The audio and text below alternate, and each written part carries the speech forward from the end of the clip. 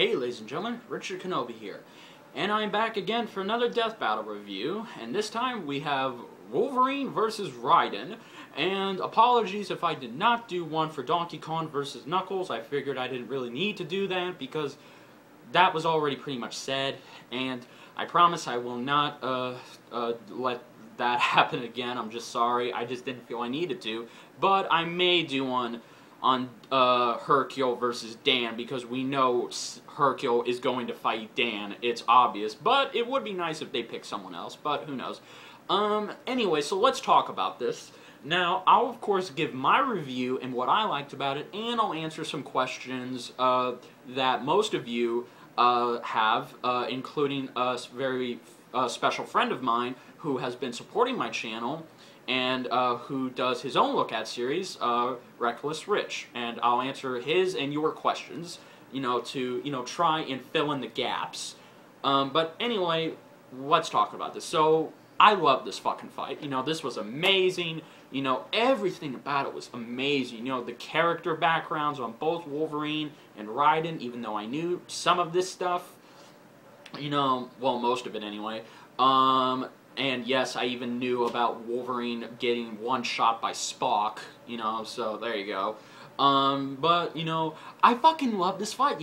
I loved, the main fight itself. The 3D animation by Tori is once again excellent. Tori, you are an amazing animator. If you're watching this, just good job, man. Just great as always, And, I love the voice acting. Tim and Alexander did an amazing job as Raiden and Wolverine. I love their voices. They were really well.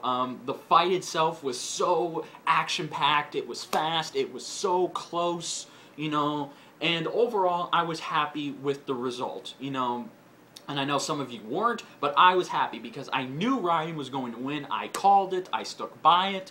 And, I just knew it, because it pretty much made sense that he was going to win. And, overall, this was a great fight, just really, honestly, screw Goku vs. Superman 2, because this is probably one of the best fights, this is one of the best death battles of 2015, it's probably my #1 favorite. My top 5 favorite death battles this year are, Gaara vs. Toph, let's see, Samus Aran vs. Boba Fett Remastered, of course, Solid Snake vs. Sam Fisher, and Iron Man vs. Lex Luthor, and now this. This was just great. But let's go ahead and get to what, some things that I need to talk about. So, this is going to probably not, shock some of you, but not really, because despite what everybody's thinking, this is not, I repeat, this is not the most controversial death battle in either the fight or the research. Now, before you start typing or disliking my video, let me explain. There have been other controversial death battles than this, in both the fight and the research, and the main one that takes the cake for anime fans at least are Gaara versus Toph. Why that one? Well, because Naruto fans, or as the Dragon Ball Z community calls them, and my friend the Saiyan17 calls them, Nartards. I used to be a Naruto fan, so no offense. They pretty much said this is bullshit. Gaara should have won. Gaara-san is not just Saiyan. Gaara can do this, this, this, and that. And they covered everything about Gaara. They even, pretty much showed he wasn't a weakling, or pretty much he wasn't underplayed in that fight.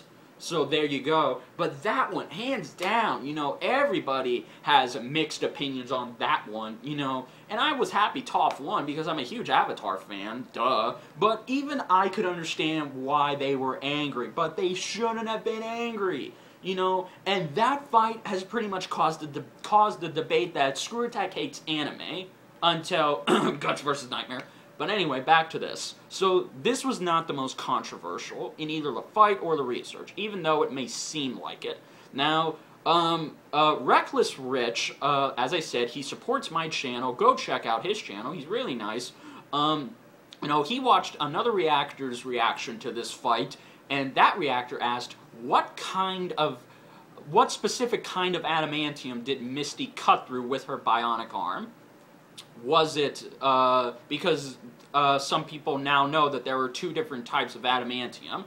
Well, I'm here to tell you that it was regular adamantium, not proto-adamantium. Now, this is going to probably sound a little confusing because proto-adamantium is not canon anymore. Why? Because they pretty much, used it back in the Silver Age of Marvel Comics, because as everyone knows, Silver Age Captain America's shield was made of both vibranium and proto-adamantium. And proto-adamantium, if you don't know what it is, it's pretty much the stronger version of regular adamantium. So it's pretty much stronger than Wolverine's adamantium skeleton, and it's a lot harder to cut through, apparently. Oh, it's a lot stronger. But then in the Bronze Age and now, they decided to get rid of it because no one really cared. None of the villains used it. No one even mentioned it that much. It was only mentioned when Steve Rogers was given that shield. But since now, Captain America's shield is mainly just made out of vibranium, not proto-adamantium, because they just decided, why would we need two different kinds of the same metal? So they decided to get rid of proto-adamantium and just stick with regular. So there, I hope that answers, Rich, I hope that answers your question, and a lot of your guys' question. Now, the other question is, could Wolverine technically die from getting... Well, maybe. Now, yes. Mainly yes. I'm not going to say mainly no. Because, yes, technically, Wolverine has he's pretty much had his adamantium ripped out of him before. That I already knew, because there was this one comic where Magneto just beat the shit out of the X-Men and Wolverine. Mainly Wolverine. He tossed him around like a fucking hurt train. And he was actually able to rip the adamantium out of him. But here's where, I don't think, this is automatically gonna guarantee that Wolverine can withstand something like that from Raiden. Because here's the thing. Because if you did not watch the live stream, Ben Singer, who plays Wiz, he said that they mainly used Earth 616 Wolverine, the main Wolverine, and because Ultimate Wolverine is a lot weaker than his 616 counterpart. And this is what proves it, because if you guys remember that one time where the Hulk ripped Wolverine in half, he did it to both Ultimate and 616. The difference between those two incidents is this. 616 Wolverine, when he got ripped in half, you saw his adamantium skin had these little adamantium chains, like they were connected to his body, but you didn't see him have no such thing in his head, or in his legs or arms. It was mainly in his torso area to his waist, because that's what connects him together. And he was able to, of course, regenerate back together like that. But Ultimate Wolverine got ripped in half. You saw no such thing. He had to crawl slowly to his body, his torso, put himself back together, and find a way to be able to breathe and speak. And Nick Fury came down and asked him, "How are you still alive?" There's your difference. Wolverine, now another question. And this is what I hate. Wolverine and Deadpool's healing factor are not the same. Yes, Deadpool got his healing factor from Wolverine, but it was a more upgraded version of Wolverine's healing factor from his DNA that they harvested and made it 10 times better. Meaning, when Deadpool gets ripped apart, he can actually put back his limbs. If he gets beheaded, he can just put his head back on. If he gets his arm or leg chopped off, he can just put it back on. If he gets melted into a fucking puddle of glue, he can just regenerate. like that, but it takes time. Wolverine has never been shown in any comic or movie to have his limbs ripped off and he puts them back on. Nor has he been shown being beheaded and being able to go. That's because Wolverine's healing factor is his greatest and weakest. His strongest and weakness. Why is it both those things? Why is it a pro and a con? I'll just go with that. It's because his healing factor slows down his aging. And it's a lot slower. Because you see, and this is explained, this is canon by the way, this is official. At the age Wolverine is now, his healing factor takes a long time. It doesn't just regenerate instantly like Deadpool's. It takes about 2 to maybe 5 minutes, the most, depending on what the damage is. But he can regenerate from blade strikes. And its weakness is because he can't regenerate limbs or pretty much having his head decapitated like Deadpool. So, because his healing factor is mainly focused on stopping his age. It does heal him from all kinds of crazy shit, but it doesn't keep his limbs or head together. So, yes, Raiden, it made sense that Raiden was able to decapitate him and cut him open. Like that. Because there is no coming back from that from Wolverine. Because his adamantium healing factor only covers here to here.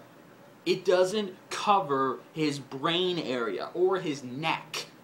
So he can be decapitated and he can die. That's one of his weaknesses. Or he can be drowned or he can be frozen in adamantium. So, yeah.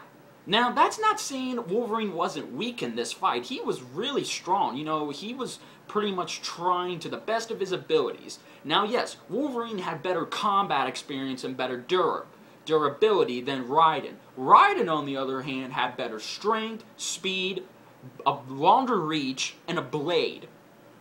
There you go. And plus, he's durable himself. This guy has gone through insane levels of shit. Because the difference between him and Wolverine, he can actually keep going and fighting with the loss of his limbs. So there you go. And yes, the fact that, you know, now, don't get me wrong, I still did love this fight. You know, and I know there's going to be a lot of you who are going to say, oh, Wolverine should have won, Wolverine should have done this or that or this and that. Guys, it's all for fun, okay? I know I can't stop y'all from just, you know, voicing your opinions, but honestly, guys, understand the reason. And if you didn't, you know, catch that, then that's why I'm here to tell you. So, like I said, this was a great fight. And for those of you who are saying, you know, Raiden should have lost because he was one-shot by Vam. Well, okay, then Wolverine should have lost because he was one-shot by Spock. There you go. So, neither one was completely dumbed down. None of their powers or abilities were dumbed down in this fight. They were both taken to their maximum. That's the point. Death Battle wants to use these both at their maximum. So, yes, like I said, you know, I hope that answers some of your questions. And overall, this was a good fight. I enjoyed it. I loved it. It's now my favorite Death Battle of 2015. So until then, guys, this is Richard Kenobi saying, may the Force be with you. Later, guys.